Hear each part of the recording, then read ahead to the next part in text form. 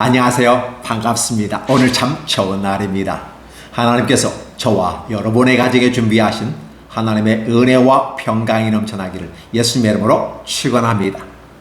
열왕기하 20장 1절로 11절에 있는 말씀을 중심으로 이제 살만한데 죽는다고 라는 선고를 받았을 때 라는 제목으로 말씀을 나누고자 원합니다. 우리는 우리의 삶 속에서 순풍에 덧달고 유유히 흘러가는 강물을 따라 우리 인생이 살아갔으면 좋겠다라는 생각을 해봅니다. 편안한 삶을 인생이라고 말할 수 있나? 예, 맞습니다. 평안한 삶이 인생이기도 합니다. 그러나 원하지 않지만 바로 파란만장한 삶을 살 수밖에 없고 우여곡절을 겪어서 이제 겨우겨우 목숨을 유지해 나가고 이제 겨우 쉴만한데, 이제 겨우 살만한데, 이제 겨우 좀 인생이 이런 거구나라고 느껴지는 순간에 우리에게는 사형 선고가 전달된다면 어떠한 모습일까? 사실 이것은 우리가 원하지 않는 것이지만 인생이라고 하는 부분이 하나님을 떠난 인생에게 주어지는 부분입니다. 이마에 땀을 흘리고 산고의 고통을 통해서 새 생명을 잉태해 나아가고 우리들이 유한한 삶을 살기 때문에 우리 자손을 만들어서 대대의 메시아가 오시기까지 우리의 생명을 유지시켜서 살아남은 자, 남아있는 자, 렘넌트라고 하죠. 그 생명을 유지해 나아가야만 하는 상황입니다. 그래서 우리는 열심히 살았습니다. 성실하게 살았다고 볼 수도 있을 것입니다. 그런데 이제 좀 살만하니까 어려운 문제가 닥친다. 사실 이게 우리의 것이 아니었으면 좋겠습니다. 그래도 기도해 봅니다. 하나님, 악한 것은 물러가게 하여 주시고 선한 것이 우리에게 임하여 주옵소서 라고 시편 기자가 그렇게 노래하고 기도하는 겁니다. 그래서 예수 믿는 기독인들은 하나님 앞에 기도할 때 분명히 그렇게 얘기해 주시는 겁니다. 하나님 앞에서 우리가 이렇게 그 명령과 규례를 따라 말씀을 지켜 나아가면 하나님이 반드시 복을 주실 것이다 라고 하는 내용입니다.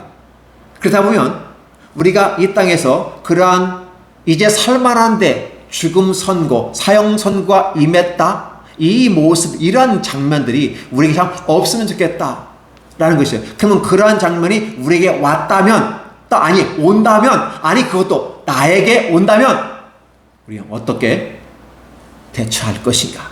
좀 준비하는 작업이 필요하지 않을까요? 아무 생각 없이 인생을 살다가 어느 순간에 훅 하고 들어오는 한 방의 어퍼커트에 푹 쓰러지는 그런 모습은 아닌가 생각해 봅니다. 그래서 우리의 삶을 한번 하나님의 말씀에 근거해서 하나님 말씀대로 살면 이런 일이 없겠고 평안하고 이 땅에서 번성할 것이다 라는 하나님의 축복이 있는데 여전히 우리가 온전한 인간이 못 되고 오염된 심성을 갖고 있다 보니까 우리들의 삶 속에서 하나님 앞에 온전하지 못한다는 것을 우리는 인정해야만 합니다. 그렇기 때문에 이러한 일이 우리에게 발생할 수 있음을 우리는 인지를 하고 이에 대한 대책과 대비를 해야 하지 않을까를 생각해 봅니다. 물론 인간이 대비하고 준비하는 것은 아름다운 지혜로운 일이고 현명한 일일 것입니다. 그럼에도 불구하고 인간이 할 수 없는 극한의 어떤 모습이 닥쳤을 때는 우리는 나약함 그 자체로 무너지게 됩니다. 어쨌든 우리가 할 수 있는 범위에서 지혜로운 행동, 지혜로운 판단, 그 결과물을 얻기 위한 하나의 삶의 모든 모습이 필요한데 여호와의 말씀을 오늘 주시는 이 본문의 내용은 저와 여러분이 삶을 준비해 보라는 것이었습니다. 그래서 우리는 이러한 장면에 나는 어떻게 준비할 것인가에 앞서서 오늘 성경 본문에 나온 히스기야는 어떠한 삶의 자세와 태도로 하나님께서 우리에게 주시는 이러한 어려운 부분 속에서 있는 부분을 극복하고 승리하며 기도응답을 받았고 그래서 15년이나 더 삶을 살고 아수르로부터 이 남유다를 예루살렘을 보호받는다는 이 놀라운 축복에 들어갈 수 있었을까? 축복이라는 개념은 하나님이 거저 주셔서 주는 축복의 개념도 있지만 우리가 힘든 어려운 과정을 극복하고 이겨내고 단단히 서고 그래서 피투성이가 되고 마지막 심장 한 조각만 남더라도 가야 할 고지가 있다면 가야 된다는 그 사명의식을 가지고 가게 될 때 하나님은 그 모습을 기특하게 보시고 선한 길로 인도하실 걸로 믿습니다. 그리고 우리가 그런 모습 가운데 삶을 살려고 노력하는 헌신하는 모습 진실된 신실한 모습과 그 신실한 모습을 갖고 간다고 하는 입증할 수 있는 근거들을 우리가 하나님 앞에 제시하면서 하나님 전심으로 살았고 열심으로 살았습니다.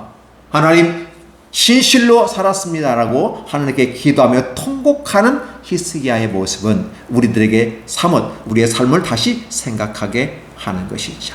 한번 보시겠습니다. 자, 그때라는 말입니다. 그러니까 이 그때라고 한 시발점은 어떤 걸까요? 바로 아수르 사네립과 랍사게가 남유다를 공격하지 않고 예루살렘을 포위한 상태에서 계속해서 심리전 압박을 쓰면서 투항하고 항복해요? 나오라는 사실을 얘기했습니다. 그러면서 뭐 합니까? 하나님을 모욕하고 히스기야를 모욕하고 그렇죠. 온 예루살렘 백성들을 기겁하게 만들어버린 거죠. 정신을 못 차리게 만들어버린 것입니다. 이러한 과정 속에서 있을 때 하나님께서 분명히 약속을 하시고 위대한 승리를 보여주셨습니다. 그래서 18만 5천 명이 죽는 상황 속에서 사나립은 꼼짝 마라. 마치 그 과정이 어떠한 모습이었습니까? 코에 갈고리를 꿰고 그렇죠. 묶이고 입에 재갈을 물려서 이제 끌려가듯이 포로가 가는 것처럼 말로는 퇴각했다고 말하지만 그 퇴각하는 행렬을 보았을 때 바로 그러한 것처럼 얘기하고 있는 것이죠. 그래서 최종적인 승리는 하나님은 살아계신다는 사실을 이 사네립과 랍사게를 통해서 드러나게 되는 것이죠.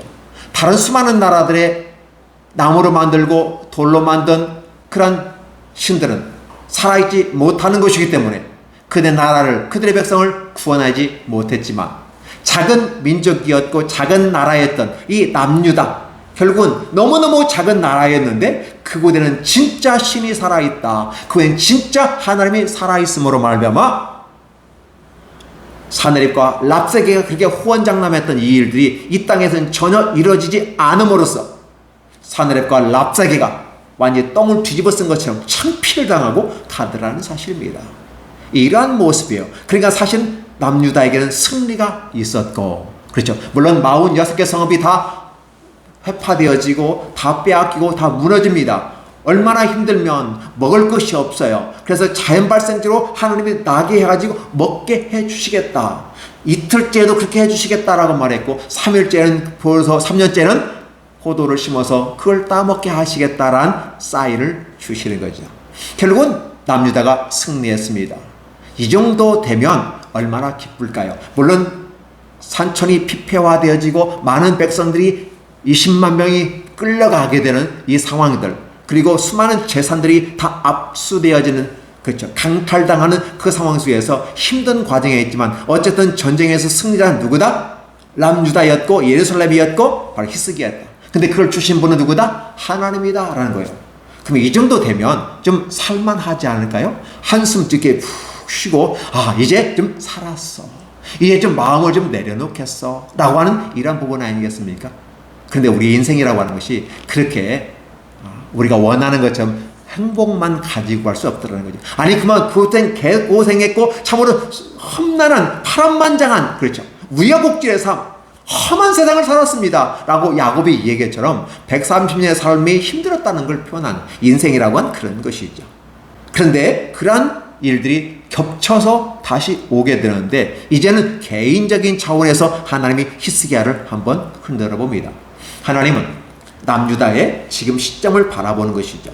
시작했을 때와 시간이 흘러가고 남유다 속에서도 다윗의 왕조는 이어가지만 여전히 이곳에서 왕이 4명만이 선한 왕으로 나타나는 것이죠. 그러니까 아사와 여호사밧 그리고 히스기야, 요시야는 뒤에 나타나지만 그래서 남유다의 후반전에 들어섰다. 그런데 그 후반전에 이르는 걸 볼 때 하나님 볼 때 남유다여지 그렇게 해서 바람직하지 못했다라는 걸 보여주는 거죠. 우리 하나님이 얼마나 깐깐한지를 보여주는 거예요.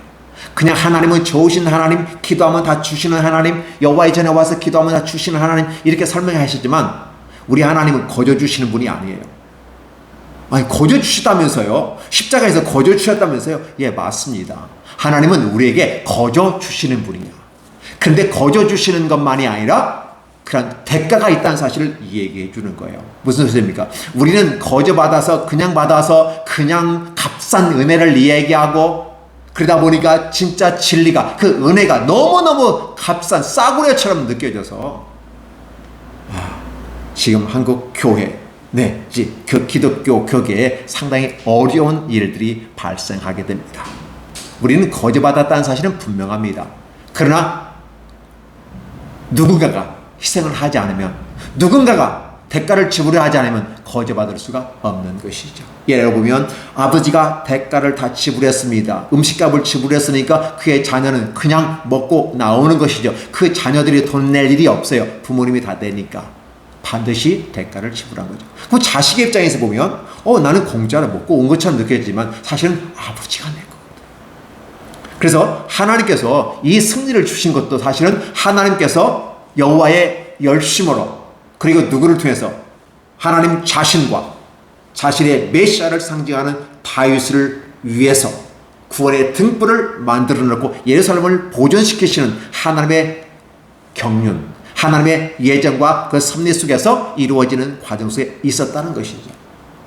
그리고 쉬운 게 아니라는 사실을 얘기해줘요.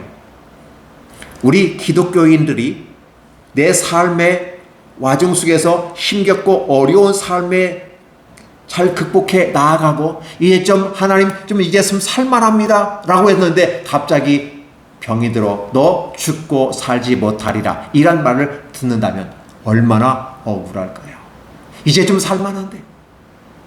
자, 이런 문제가 저와 여러분 앞에 다가온다면 어떤 삶의 자세를 취하게 될까라는 생각입니다. 오늘 히스기야는 그렇게 얘기합니다. 그때 히스기야가 병들어 죽게 되면, 그러니까 병들었다는 개념이 무엇일까? 무슨 병일까? 여러 가지 병의 모습일 수 있어요. 그러다 보니까 어떤 아픈 부분이 있고 그 아픈 부분에 무화가 이게 반죽 갖다 놓으니까 나았다라고 보니까 피부병일 수도 있고 종기일 수도 있고 아니면 문둥병일 수도 있고, 근데 그걸 어떤 병이라고 말할 수는 없어요. 그냥 병들었다는 말을 쓰고 있어요. 근데 그 병들어서 결국 죽게 된 게, 병도 살 병이 있지만 죽을 병도 있는 거죠. 근데 병들어 죽게 됐다. 이렇게 된 거죠. 사람들은 병이 들어 결국 죽는 겁니다. 그냥 죽지는 않아요. 살다가 그냥 죽는 아니에요. 항상 죽는 것은 죄값으로 병이 오게 되고, 그래서 그 병들어 죽게 되는 거죠. 모든 병이 다 죄로 말미암아 온 것은 아니지만 죄를 지으면 병이 들게 되는 거죠. 그러나 내 몸을 관리하지 못한 것도 어떻게 보면 병의 원인일 수 있어요. 그래서 이 병이 무엇인지는 모르겠는데 일단 죽게 됐다는 거죠. 이게 죽을 병이라는 거죠. 왜 죽을 병인지는 모르겠어요. 우리 인생을 우리가 다 모든 걸 해석하며 이해하면서 살 수는 없는 거예요. 병 들었는데 결국 죽게 되는 거죠. 인간의 연약함을 그대로 표현해주고 있다는 거죠. 자, 그런데 그것도 아모스의 아들 선지자, 그동안 선지자가 함께 기도했던 선지자예요. 이 선지자도 이 좋은 소리 전해주려고 노력하지 않았겠습니까? 그런데 어쩔 수 없이 히스기야가 죽는다는 거예요. 그에게 여호와의 말씀이 너는 집을 정리하라. 너가 죽고 살지 못하리라 하셨나이다. 아니, 세상에 이런 청천벽력 같은 소리가 어디 있어요? 지금 나라 복구하고 새로운 희망을 가지고 가야 될 그 시점에 내가 죽어버리면 어떻게 하죠? 물론 나 죽어도 하나님은 얼마든지 일을 할 수 있지만, 하나님이 여태껏 저와 함께 하셨는데 아니 저 좀 끝을 좀 봐주시고 멋있게 좀 길을 열어 주셔야 하지 않을까요? 근데 지금 죽는다니요. 해야 될 일이 많은데 라는 사실이죠. 자, 그런데 하나님은 왜 히스기야에게 이런 말을 전해줄까? 특별히 선지자를 통해서 직접 전달하게 만들어 주셨을까? 과연 히스기야가 죽을 병이었을까? 물론 히스기야는 사실 이대로 그냥 방치하면 죽어버릴 병이었습니다. 결국은 희생이 죽는 겁니다. 그런데 문제는 이 소리를 들었을 때 저와 여러분 어떻게 할 것인가요? 우리가 생각해야 될 일은 우리 자신을 깨닫는 부분이에요. 내가 이렇게 했고 나는 저렇게 했고 나는 저렇게 했습니다. 막 해서 자기를 포장하고 드러내는 것, 굉장히 멋있는 일일 것입니다. 그러나 이 모든 걸 주신 분은 하나님입니다라고 그분을 드러냈을 때 우리의 존재 가치가, 우리가 열심히 사는 삶의 모든 부분이 하나님의 은혜였음을 표현하는 건 아름다움이 아닙니까? 그럼에도 불구하고 우리에게 문제가 발생한다. 죽을 병이 임하였다. 이 정도 되면 어떻게 할까요? 하나님, 여호와께서 저를 데려가시는 것도 감사한 일입니다. 그런데 해야 할 일들이 참 많은데 이 일들을 어떻게 할까요? 그러니까 너의 집을 정리하라는 거예요. 그럼 어떻게 돼요? 그럼 순종하고 받아들여야 됩니다. 근데 히스기야는 어떻게 했을까요? 이 소리를 듣는 순간 히스기야의 태도가 두 가지 종류가 나올 수 있는데, 하나는 하나님 앞에 죽음을 순순히 맞아서 받아들이는 겁니다. 왜? 하나님께서 선지자를 통해서 말씀하셨기 때문에. 이건 인간에게 주어진 항거할 수 없는 부분이기 때문에 그들을 인정할 수밖에 없습니다. 그래서 집안을 정리하고 왕위를 다른 사람에게, 자기 아들에게 물려주고 이런 과정을 다 하겠죠. 그리고 난 다음에 하나님은 데려가실 것입니다. 모세도 그랬습니다. 기타 여러 사람들 그랬습니다. 엘리야도 자기의 후배 엘리사에게 그렇게 얘기했던 것이죠. 엘리사 같은 경우는 이제 지치고 나 연약하고 아니면 이제 쉬고 싶습니다 라는 부분이에요. 사가랴 같은 선지자도, 그 제사장도 죽기를 원했어요. 그래서 나 이제 하나님 품에 쉬고 싶습니다 그랬더니, 아니다, 너 메시아 볼 때까지 너 못 죽어. 너 보고 죽는 게 네 사명이야. 그래서 내 아내 엘리사벳이 나이가 많은 여인이 애를 낳는 모습, 그게 누구예요? 세례 요한이었어요. 그렇죠? 맞나요? 예, 세례 요한이었습니다. 그런데 할머니가 아기를 낳는데 6개월 후에 처녀가 애를 낳아요. 그렇게 하는데 그 처녀가 뱃속에서 있는 그 아이의 움직임을 보면서, 아이가 뭐냐? 자기 아내 엘리사벳의 뱃속에 있는 이 세례 요한이 보면서 기뻐 뛰며 메시아를 바라보면서 똑같은 아기로 6개월 전 먼저 하고, 그럼 6개월 후에 예수님이 잉태되거든요. 그런데 그 자기 아내의 뱃속에 있는 이 세례 요한이 이 마리아 처녀의 몸속에 있는 메시아를 보면서 뛰는 모습을 영안으로 바라보는 겁니다. 그러면서 나로 이제 평안히 주님의 품에 안기게 하시는군요. 이렇게 얘기하면서 받아들이기도 하거든요. 우리는 이런 모습을 바라보면서 죽음을 받아들이는 것도, 우리가 죽는 것도 하나의 죽음으로 끝나는 게 아니라 쉼이구나. 여호와의 품에 안식하는구나. 따라서 우리는 죽음을 맞더라도 어떤 죽음을 받는다? 비참한 죽음, 못 죽어 하면서 저항하고 원망하고 이런 모습보다는 우리의 죽음을 순전하게 받아들이는, 그리고 우리의 죽음에 대해서 임하였을 때 내가 거부하고 한다고 되는 거라면 얼마든지 거부하고 싶지만, 그렇지 않다면 굳이 이렇게 하지 아니하고 죽음을 순순하게 받아들이면서 내 삶을 마무리하는 것도 멋있는 거죠. 그래서 이제 well dying, 잘 죽는 것도 필요하다라고 우리가 말합니다. 죽음의 신학을 얘기하고 죽음의 학문을 얘기합니다. 그래서 우리 인간이 보다 더 아름다운 인간의 모습을 가지고 갈 수 있는 것은 잘 죽는 것이 복이다라는 거죠. 죽는 것도 복이다는 거죠. 그러나 중요한 것은 그 죽기 전까지 우리에게 준 청지기로서 사명은 잘 감당해야 하지 않을까? 우리가 살아있는 이유는 뭘까? 바로 사명 감당이다. 하나님 나라를 위해서 사명 감당이라는 사실을 기억해 주셔야 합니다. 그래서 원통과 원망과 불평을 통해서 내가 어떻게 살았는데, 내가 어떻게 하나님께 성실하게 했는데 하나님 그럴 수 있습니까? 라는 말이 아니라, 그냥 히스기야는 바로 들어가서, 성전에 들어갔다는 말 표현은 없어요. 꼭 굳이 이 얘기해야 될까? 항상 히스기야 같은 경우는 왕이기 때문에 여호와의 성전을 향해서 기도하게 되는 것이죠. 자, 여호와께 보시면 그 말 듣는 순간에 하는 소리예요. 뭡니까? 그의 얼굴빛을, 그 얼굴을 향하여 벽으로 향했어요. 그러니까 그 말을 듣는 순간 성전으로 갔다고 볼 수도 있지만 성전이 아니라 그 소리를 듣는 순간 그 자리에서 무릎을 꿇지 않았을까? 자기 업무실이라든지, 어때 지금 선지자와 만나고 선지자는 가는 길이거든요. 그냥 그 자리에서 무릎을 꿇어버린 것처럼 느껴지는 이미지가 주어지잖아요. 그냥 그 자리에서 누워서 하나님께 기도하는 겁니다. 뭐라고 기도할까요? 여호와여 구하오니 내가 진실과 전심으로 주 앞에 행하며 주께서 보시기에 선하게 행한 걸 기억하옵소서 라는 부분이에요. 내가 주 앞에서 어떻게 살아왔는지를 하나님 인정해 주시고 봐주십시오. 내가 잘났다고 떠드는 게 아니라 내가 하나님 앞에서 어떤 모습을 살았는지 봐주십시오 라는 것이에요. 그리고 히스기야는 통곡했다. 이 통곡이라는 부분을 바로 우리가 여호와의 말씀에 따라 전심과 성실로 살면 그 길을 열어주시다고 약속하셨잖아요. 그러니까 히스기야는 사실은 말씀에 근거한 기도를 하고 있는 거죠. 내가 믿음의 삶을 살았어요. 믿음의 삶을 산다고 하는 건 내가 신뢰하고 한다는데 단지 믿고 사는 게 아니라, 그래서 우리는 값싼 믿음, 값싼 신뢰, 이게 아니라 바로 신실하게 faithfulness예요. 신실하게 내가 기도하고 절실하게 기도하면서 내 믿음을 입증한 겁니다. 히스기야는 그 삶에 입증하고 있어요. 어떠한 삶을 살았는지 진실과 전심으로 주 앞에 행하였고 주께서 보시기에 여호와께 아시지 않습니까? 제가 선하게 행한 것을 기억해달라고. 이 말씀입니다. 그러니까 지금 히스기야는 자기 삶의 모습 속에서 믿음을 가지고 기도했다는 이 부분을 분명하게 입증하고 있는 거죠. 그러나 모든 것은 여호와의 손에 달려있음을 알고 심히 통곡하면서 인간의 한계를 느끼게 되는 것이죠. 우리는 자신의 한계를 느끼는 사람이에요.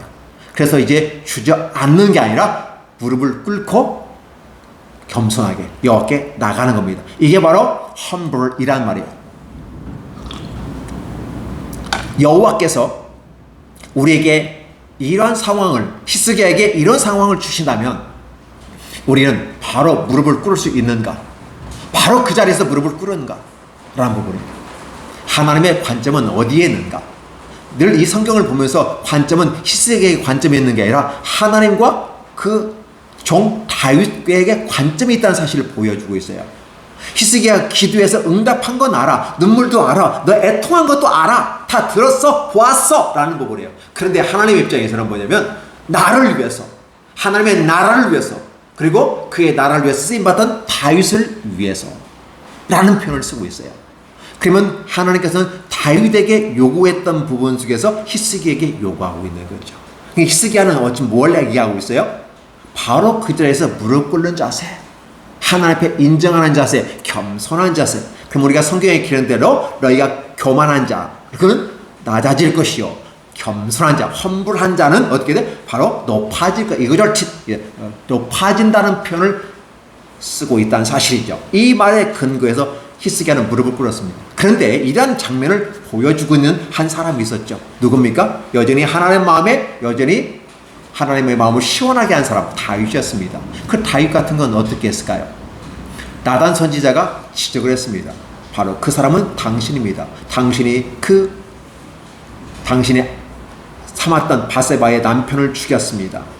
그리고 남의 아내를 취했습니다. 바로 그 사람이 당신입니다라고 했을 때 다윗은요, 선지자 앞에 있는 그곳에서 창피고 모관에 천만의 말씀 만만의 콩떡 이렇게 피하는 게 아니라 그냥 무릎 꿇어버리는 것입니다. 인정하는 거예요. 나의 연약함과 부족함을 인정하고 나의 죄됨을 그들이 인정하고 무릎을 꿇고 하나님, 주의 종의 눈물을 주의 병에 담으소서. 그러면 침상을 적시며 회개하는 그 모습이 하나님 보실 때 너무 아름다운 거죠. 아니, 죄를 지은 게 뭐가 아름다운 거죠. 그러나 인간은 죄를 지을 수 있고 실수하고 넘어질 수 있다는 사실을 하나님은 인정합니다. 그러나 인정하지만 그 넘어지는 그 과정 속에서 하나님이 어떤 지식, 아니면 어떤 지시, 어떤 방향을 알려주면 바로 그의 무릎을 꿇을 수 있는 겸손함이 다윗에게 있었고, 히스기야가 그렇게 하니까 하나님께서 내 기도를 들었고 내 눈물을 보았다. 너는 죽지 않고 살아날 것이다.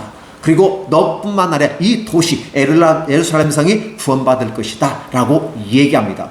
더 한번 나아가서 15년을 내가 더 해줄 거야 라는 거예요. 아니, 세상에 이 기적이 어디 있습니까? 내 부모를 공경하라 그리하면 내가 장수하리라는 말이 있는데, 지금 이 기도하는 과정 속에서 하나님은 15년을 플러스 보너스로 더 주는 겁니다. 엄청난 건 아니겠습니까? 이건 뭐 기적 아니겠어요? 인간의 삶이라고 하는 건 정해져 있다. 하나님의 계획 속에 있다. 그런데 지금 그 계획을 늘리는 거잖아요. 이게 지금 어떻게 돼요? 일반 자연 법칙을 지금 훼손하는 거예요. 하나님이 만든 이 자연 법칙을 하나님 자신이 훼손하는 거죠. 이걸 우리는 특별 섭리, 하나님의 계시, 하나님의 개입했다고 말하는 것이죠.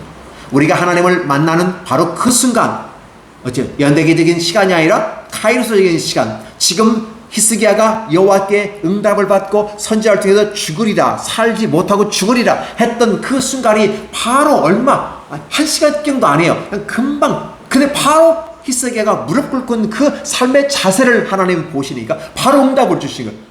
이사야가 나가자마자 다시 돌아와요. 아니, 그러면 왜 하나님 죽는다고 하셨습니까? 라는 거예요. 근데 이사야는 전혀 그런 말을 하지 않아요. 하나님께서 히스기야에게 살려주겠다는 이 소식, 너무 좋은 소식을 막 급히 급히 와서 또 알려주는 거 아니겠습니까? 바로 이사야도 멋진 분이시고 히스기야도 멋진 분이에요. 그러나 더 멋진 분은 우리 하나님이라는 거예요. 인간의 연약함을 고백하는 겁니다. 내가 이렇게 살아왔는데, 내가 이렇게 해서 만들어 왔는데, 내가 어떻게 살아왔는데, 내가 참 어떻게, 이런 걸 다 내려놓고 연약한 자신의 모습을 그대로 하나님 앞에 보여드리는 거예요. 무릎 꿇는 거죠. 기도에 특별히 이런 본문을 하면 히스기야의 기도를 많이 강조하고 기도할 겁니다. 그러나 히스기야의 기도가 더 중요한 게 아니라 바로 삶의 태도라는 거예요. 다윗에게서 나타난 삶의 태도가 히스기야에게도 나타나는데, 그래서 하나님이 히스기야를 할 때 다윗과 같다라는 표현을 쓰게 됐더라는 것이죠. 그러니까 어떻게 됩니까? 지금 남유다가 중후반에 어디 위기에 있는 그런 상황 속에 있는데, 지금 히스기야라는 걸출한 인물을 통해서 남유다가 아수르에게 멸망하지 않는 유일한 나라가 되어버렸고, 하나님 보존해 주신다고 약속을 해주셨고 실제로 그렇게 됐어요. 그래서 남유다는 아수르에게 절대 망하지 않습니다. 추후에 시간이 흐른 다음에 악한 그들의 행위를 통해서 다시 바벨론이라는 신국가를 통해서 멸망하는 건 사실이지만, 아수르로부터 보호하게 하는 약속은 하나님이 지켜주시고 있는 것이죠. 이 모습을 그대로 보셨으면 좋겠습니다. 하나님은 또 놀라운 기적을 주시는데 과연 누구에게 줄까? 라는 부분이죠. 그러면 우리가 성경을 하나님은 기록해 놓았을 때 너희들이 이 성경을 보면서 지금 무엇을 보니? 나는 이 성경을 통해 너에게 뭘 얘기하고 있는 것처럼 보이니? 라는 것이에요. 그러면 독자인 저와 여러분들은 이 성경 말씀을 읽고 과연 하나님 이 부분에서 우리가 무엇을 느낄까요? 그러면 지금 히스기야가 죽으리다, 살지 못하고 죽으리라는 말을 엄격하게 강하게 얘기하고 가거든요. 그러면 이러한 상황이 우리에게 주어졌을 때 바로 죽는다는 개념도 중요하지만 더 중요한 것은 너는 그러한 환경이 주어졌을 때 어떻게 대하고 어떻게 삶의 태도를 취할 것인가라는 부분이에요. 인생은 아름다워라는 영화도 죽음을 맞이하는 한 과정을 표현해 보려고 노력을 했습니다. 죽음 앞에서 그 누구도 피해갈 수 없기 때문에.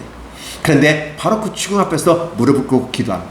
내 위기의 절망 속에서 누구도 원망하지 아니하고 자신의 연약함과 부족함을 그대로 여호와께 드러내는 것. 결국은 우리는 어떤 삶을 살 것인가라고 했을 때 겸손하게 낮아짐으로 여호와 앞에 무릎을 꿇는 자세의 삶이 아름다운 기독인의 삶이라는 걸 보여주시는 것이고, 바로 하나님 그 테스트를 통해서, 하나님 그 시험을 통해서 저와 여러분을 아름답게 이끌어 가신다는 사실입니다. 심히 통곡하니까 바로 선지자가 성읍 가운데까지도 이르기 전에 너무 짧은 시간에 여호와의 말씀이 그에게 임하였고, 히스기야 이사야는 막 너무 좋아서 너는 돌아가서 내 백성의 주권자. 무슨 소리예요? 왕은 왕인데 하나님 백성의 주권자로 세우셔. 내 백성의 주권자로 이 호칭을 쓰거든요. 이르기를 조상 다윗의 하나님 여호와의 말씀이 내 기도를 들었고 눈물도 보았다. 너를 낫게 하고 3일 만에 여호와의 성전에 올라가겠고, 이 표현을 써요. 3일 만에. 왜 3일일까? 하필 3일일까? 하루 만에 해주실 수도 있는데 3일을 늘 기억합니다. 자, 보세요. 죽기로 작정된 사람이 3일 만에 다시 살아나서 성전에 올라간다? 지금 무엇을 얘기하고 있죠? 앞으로 오실 메시아가 3일 만에 죽은 다음에 여호와의 성전에 올라가서 여호와의 우편에 앉아 계신다는 사실을 얘기함으로써 앞으로 오실 메시아, 하나님의 큰 관심은 누구에 있다고 했죠? 다윗. 앞으로 오실 아브라함과 다윗의 자손 예수 그리스도. 그러니까 메시아가 오기의 중간 지점에 다윗이 있는데, 이 다윗 같은 사람, 바로 그분이 누구다? 메시아다. 근데 그분이 누구다? 바로 다윗의 자손으로 메시아가 오셨는데 그분이 예수님이다. 지금은 구약이기 때문에 앞으로 오실 메시아에 대해서 얘기하고, 그것을 바로 계속해서 하나님은 강조하고 있는 거죠. 3일 만에 여호와의 성전에 올라가네요. 그렇죠. 결국은 어떻게 합니까? 3일 만에 그리스도는 부활해서 하나님 보좌 올라가시죠. 이 부분을 강조하는 것이죠. 근데 그걸 할 때 다윗이 내 조상 다윗의 하나님 여호와 이렇게 표현하는 거죠. 그러면 하나님은 다윗이라는 말을 구약에 썼지만 신약에서는 그 다윗의 후손은 메시아에 대해서 얘기하고, 이것을 읽는 저와 여러분들은 메시아를 통해서 하나님은 모든 인류를 구원하고 이 죽음으로부터 인간이 한가할 수 없는 그렇게 멋있는 의인이었던, 하나님 앞에 바르게 섰던 의인임에도 불구하고 죽을 수밖에 없는, 왜? 이 땅에 썩어질 육체를 가지고 있는 저와 여러분들은 죽을 수밖에 없다는 인간의 한계점을 얘기할 때 그것을 극복하고 이길 수 있는 것은 오직 여호와의 전적인 능력에 의해서 움직인다는 사실을 보여주는 것이죠. 그러니까 히스기야가 어떻게 합니까? 3일 만에 다시 살아난 이 놀라운 축복들 멋있지 않습니까? 그리고 여호와의 성전에 올라갈 것이다라는 부분이죠. 물론 나사로도 죽었다가 하나님 살려냈잖아요, 그렇죠? 근데 나사로는 또 언제 죽었는지에 대해서 우리는 추후에 더 다루겠지만, 그러나 중요한 것은 오늘 히스기야는 죽지 않고 살아났다는 것이죠. 아니, 죽을 병에 걸려서 이미 죽은 거라 다름없었죠. 그러나 그 죽음에서 생명으로 옮겼다라는 사실을 얘기해 주심으로써 앞으로 오실 메시아가 어떤 모습으로 우리를 구원할 것인가를 그림을 그려보고 마음에 그림을 그려보는 것이죠. 내가 15년을 더할 것이고 이 성을 아수르에서 구원하고, 반복해서 합니다. 내가 나를 위하고 내 종 다윗을 위함으로 이 성을 보호하리라 하셨더라 이래서 그렇죠. 그러니까 이사야는 그냥 그죠? 예. 전달해 주는 거죠. 자, 이 메시지를 받았는데 얼마나 기쁠까요? 얼마나 기쁠까? 이 부분에 대해서 이사야가 이런데, 자, 이번에 기억해 보시기 바랍니다. 이 말을 들으니까 어떻게 돼요? 히스기야가 이건 진짜 기적이 아니면 안 되는 거고 여호와의 전능한 능력이 아니면 안 되는 건데, 인간 사회에 이런 일이 있을 수 없어. 근데 이런 일이 있을 수 있다고 하는 증표가 필요하지 않을까? 아무리 선지자라 할지라도 증언이 없으면, 사인이 없으면 이게 말만 하는 거지. 기독교인들 말 잘하잖아. 말만 그럴싸하고 뻔질르게 해. 행동이 따라주지 않아. 이렇게 되잖아요. 말만 나 위로하는 거 아니야? 이렇게 오해할 수도 있더라는 것입니다. 근데 이사야가 지금 뭐라고요? 증언이 있다. 여호와께서 당신에게 사인을 줄 것이다 라고 얘기하죠. 그랬을 때 그럼 무슨 증언입니까 했더니 바로 그때 당시에 아하스가 만든 계단이, 높은 계단이 있는데 그게 나무 하나를 딱 세워놨어요. 요즘 말로 우리가 세종대왕 시절 때 해시계라는 거죠. 이렇게 만들어가지고 지나가는 그림자에 따라서 시간을 측정했던 건데, 그래서 아하스의 해시계라고 표현하고 있습니다. 이 아하스의 해시계가 시간의 원리에 따라서 쭉 흘러가는데, 그래서 10도라는 개념이 10스텝이라는 말을 영어에서는 쓰거든요. 10도를 이렇게 표현하고 있는데 10도를 앞으로 가는 건 자연스러운 거예요. 그러니까 앞으로 가는 게 좋겠습니까? 뒤로 가는 게 좋겠습니까? 이사야가 히스기야 보십니다. 그러니까 히스기야도 똑똑한 사람이거든요. 어떻게 해요? 자연스럽게 앞으로 가는 건 당연한 거야. 그걸 뭐라고 할 수 없잖아. 근데 거꾸로 갈 수는 없어. 시간을 돌이킬 수는 없어. 여러분 기억해 주세요. 지금 히스기야가 죽고 살지 못한다 이 사건은 그 15년을 더 산다, 아수르부터 구원받는다, 이거 엄청난 사건이거든요. 이 엄청난 사건이 이루어지는 그 증언이 뭐냐? 시간을 하나님은 초월하시는 하나님이고 그 시간조차도 하나님은 조작하실 수 있는 분이다. 당연히 앞으로 가는 것은 현재에서 미래로 가는 건 당연합니다. 근데 거꾸로 갈 수는 없는 거예요. 시간을 거슬러서 우리 과거로 돌아갈 수는 없거든요. 근데 하나님은 10도를 뒤로 물리시는 것입니다. 이 사건으로 말하면 지구가 약간 기울어졌다는 어떤 과학적인 설명을 하는 것도 있는 것 같이 보이는데 과연 그런지 아닌지는 저는 잘 모르겠어요. 제가 그쪽에 과학자가 아니기 때문에. 그런데 그런 말까지도 나오는 거죠. 10도가 기울어져서 지구가 기울어졌다 할 정도로. 이건 엄청난 사건입니다.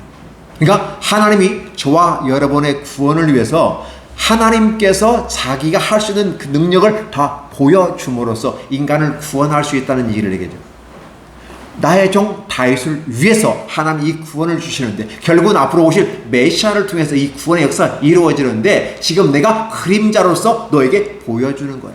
그러니까 어떻게 됩니까? 앞으로 메시아가 이 땅에 오셨을 때 그분은 죽기 위해서 오신 분이에요. 많은 사람들은 살기 위해서 옵니다. 많은 사람이 살기 위해서 태어나잖아요. 살아보려고 성공해보려고 그러잖아요. 근데 예수님은 이 땅에 죽으려고 오셨어요. 전혀 다른 모습으로 오거든요. 결국 예수님도 메시아 십자가에 못 박혀 죽는 거죠. 하나님과 이미 약속 사인이 다 돼 있어요. 사인까지 다 끝난 거예요. 그런데 죽은 가운데 다시 살아난다는 이 사건을 지금 히스기야를 통해서 보여주는 것이죠. 그러니까 오늘 저와 여러분들은 구약 사람들은 앞으로 오실 메시아를 몰라요. 근데 지금 저와 여러분들은 메시아가 어떻게 왔고 어떻게 죽음을 오시고 다시 살아나신 알잖아요. 그러면 이 사건을 나타내기, 이 실제 본체 사건, 아름다운 현재 사건이 아름다우다. 그럼 이 사건을 설명하기 위해서 구약은 그림자처럼 보여지는 거죠. 히스기야 삶이 바로 그런 것처럼 보여짐으로써 이 책을 읽는 모든 사람들은 앞으로 오실 메시아를 연상하고 그 메시아를 기대하면서 우리의 죽음의 문제를 해결하시는 것은 하나님의 전적인 능력에 달려있다. 그리고 영원한 삶을 살 수 있도록 하나님의 길을 열어주신다는 사실을 얘기해 주면서 15년을 연장시켜 주잖아요. 그 15년이 단순히 숫자에서 15년의 개념은 히스기야에게 주어지지만 앞으로 저와 여러분들에게는 어떻게 돼요? 영원한 삶으로 연결되는 것이죠. Eternal Life로서 영원한 영생의 삶. 근데 그 영생이 지옥에서 영생이 아니라 영벌이 아니라 하늘에서 영생, 그렇죠? 그 기쁨으로 나아가게 만들어 주신다는 겁니다. 그 증거로서 바로 히스기야가 아픈 그 부분에 무화과 반죽, 사실 무화과 밀가루 반죽 비슷한 거거든요. 무화과지 해서 반죽한 거 아니겠습니까? 이게 사실 어떤 우리나라 고약 같은 느낌? 우리는 그렇게 할 수밖에 없지만 전적인 하나님의 능력이라는 거예요. 이게 무슨 소리냐면 어떤 한 행동을 통해서 이거 별거 아닌 거지만 그러나 갖다 놓게 되는 그 순종의 모습. 준비하게 만들고 가져오라고 그 상처에 노을이 나왔다는 거예요.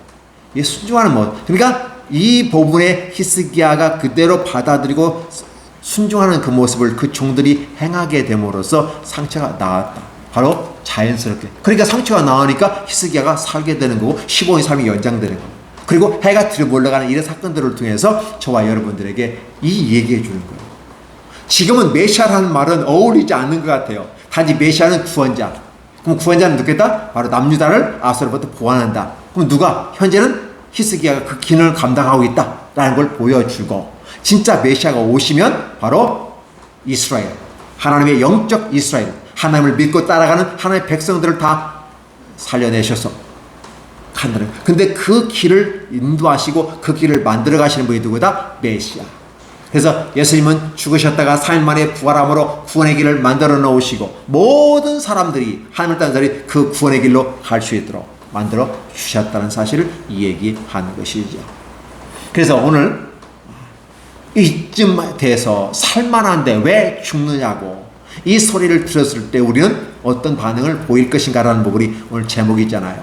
그러면 저와 여러분이 죽고 사는 문제는 하나님께 달렸으니까 뭐 죽음을 두려워할 필요 없잖아요. 우리는 죽으면 천국에 가잖아요. 누가 천국에 가요? 예수님 믿고 그 말씀을 따라 신실하게 따라가는 사람들은 하나님은 구원을 약속을 하셨고 저 천국으로 이끌어가요. 그러니까 우리가 죽는 것은 천국에 가니까 뭐 죽음에 대해 두려워할 필요 없잖아요. 단지 죽기까지가 뭐 할 것이냐는 거예요. 죽을 때까지 바로 우리는 사명자로서 우리에게 주어진 길을 걸어가는데 오직 하나님을 영화롭게 하고 그 앞에 우리 자신의 실존을 인정하면서 인간 자체가 너무 약하고 부족한 존재, 그렇죠? 우리는 먼지, dust, 먼지에 같은 존재로서 인정하고 무릎을 꿇는 자세. 그 말씀을 듣는 순간 그 자리에 무릎을 탁 꿇어버리는 겁니다. 너무 부러워요. 이것저것 따지지 않아요. 이것도 계산하지 않아요. 현대인의 삶 속에서 얼마든지 계산하고 나갑니다. 그러나 계산하지 않는다는 사실. 왜? 믿음 있는 사람. 그만 믿음 있는 사람은 계산하고 막 살아도 되는가요? 이 개념이 아니죠. 분명히 그런 똑똑하고 모든 걸 감당할 수 있는 사람이지만 계산하지 아니하고 믿음을 따라 가더라는 거죠. 그러니까 하나님 앞에 섰을 때는 세상의 모든 걸 다 내려놓습니다. 나의 똑똑하고 나의 지혜롭고 경험받은 걸 다 내려놓고 가는 것. 우리는 그걸 겸손이라고 말하는 거죠. 그래서 히스기야에서 가장 우리가 본받을 것은 바로 무릎을 꿇어버리는 이 모습. 그리고 통곡하면서 인간의 본질의 모습을 그대로 엽게 드러내요. 나는 주께서 불어버리면 날아가는 먼지 같은 존재인데 내게 생명을 줘서 감사합니다. 그리고 난 하나님 말씀에 성실하게 살았을 뿐입니다. 이에 나를 불쌍히 긍휼히 여겨달라. 그러니까 이것은 내가 성실하고 전심으로 살은 건 내 몫이고 불쌍히 여겨주신 건 하나님 몫인데 이것은 하나님만의 전적인 능력인데 하나님 주옵소서 라는 히스기야의 기도입니다.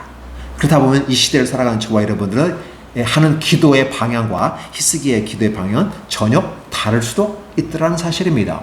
이런 생각을 우리가 생각해 보면서 이쯤 하면 살만한데 이쯤 좀 살게 됐는데 죽는다고? 라는 표현을 대서 그럼 우리는 어떻게 죽음을 준비할 것인가를 바라보고 우리의 삶 속에서 특히 오늘 본문을 중심으로 하나님의 생각이 무엇인가를 저와 여러분에게 알려주시고 이제 깨달았다면 우리의 삶은 이런 삶을 살아가는 것이 아름다운 삶이다. 죽음을 두려워하지 말라.